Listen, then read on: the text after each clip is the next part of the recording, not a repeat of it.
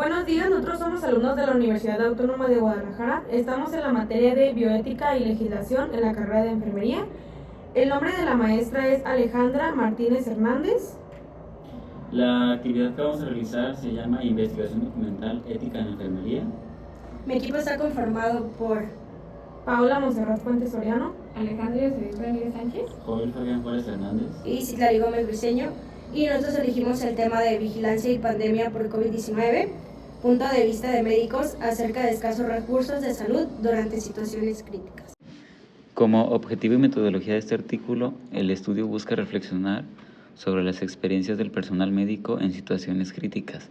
Se realizaron 11 entrevistas a médicos de distintas regiones de México, utilizando un guión basado en literatura académica y medios de comunicación.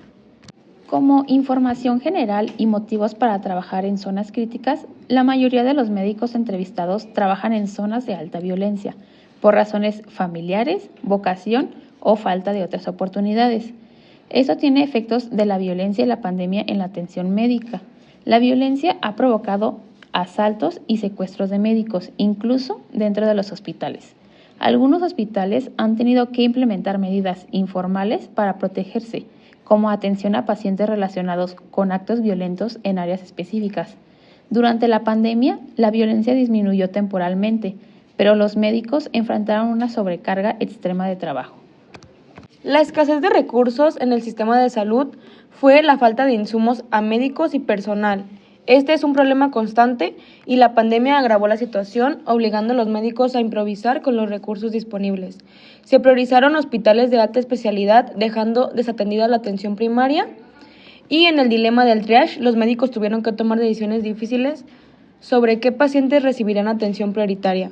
Durante la pandemia se usaron criterios como la gravedad del paciente y el orden de llegada, pero sin protocolos oficiales accesibles para los médicos. Esto generó descontento social y conflictos éticos para el personal médico. Los médicos consideran que aumentar los salarios en zonas de riesgo no es suficiente. Se necesita mejorar la seguridad y el abastecimiento de los recursos. También se destaca en este artículo la importancia de invertir en educación para reducir la violencia y la corrupción en el sector de salud. La combinación de la violencia e insuficiencia de los recursos ha puesto en crisis la atención médica en México. Los médicos enfrentan riesgos físicos, dilemas éticos y condiciones de trabajo deficiente. Se requiere una reforma integral del sistema de salud que garantice la seguridad, insumos adecuados y una mejor asignación de los recursos.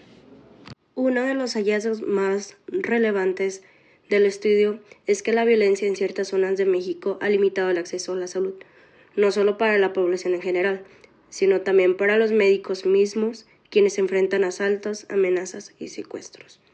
Esto ha provocado el cierre de centros de salud, la reubicación del personal y la imposición de medidas informales para proteger. En la pandemia del COVID-19 agravó más esta situación, generando una escasez de insumos y redujo drásticamente el personal disponible debido a los contagios.